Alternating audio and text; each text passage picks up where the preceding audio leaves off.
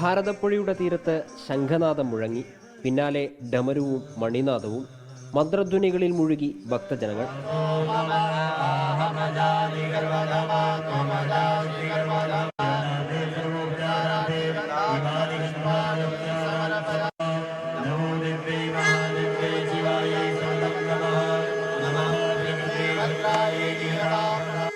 കാശിയിലെ ദശാശ്വമേധഘാട്ടിൽ ഗംഗാ ആരതി ചെയ്യുന്ന പണ്ഡിറ്റുകളാണ് നിള ആരതിയും നിർവഹിക്കുന്നത്.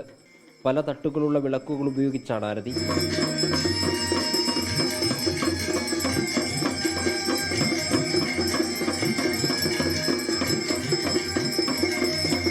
ത്രിമൂർത്തി സംഗമഭൂമിയായ തിരുനാവായിയിൽ നിള ഗംഗാ നദിയാണെന്നും വിശ്വാസമുണ്ട്. ഈ സമയത്ത് ഈ നിള ഗംഗ തന്നെയാണ് മാഘമാസത്തിൽ എന്നുള്ളതാണ് പൗരാണികമായിട്ടുള്ള ഋഷിവചനം. ഗംഗയെ ആരാധിക്കുന്ന, നിളയെ ആരാധിക്കുന്ന ഒരു സംസ്കൃതി വളരെ പൂർവമായ കാലത്ത് ഇവിടെ ഉണ്ടായിരുന്നു. ദിവസവും ഇവിടെയുള്ള രീതിയിൽ ഇത്തരത്തിലുള്ള തീർത്ഥപൂജകൾ നടന്നിരുന്നു. അതേ ഗൗരവത്തോടു കൂടിയിട്ട് കൊണ്ടുവരികയാണ് ഇവിടെ. 7 പണ്ഡിറ്റുകളാണ് നിളാരതി ചെയ്യുന്നത്. 3 പേർ ഡമരു കൊട്ടും, 2 പേർ ചടങ്ങുകൾക്ക് നേതൃത്വം നൽകും.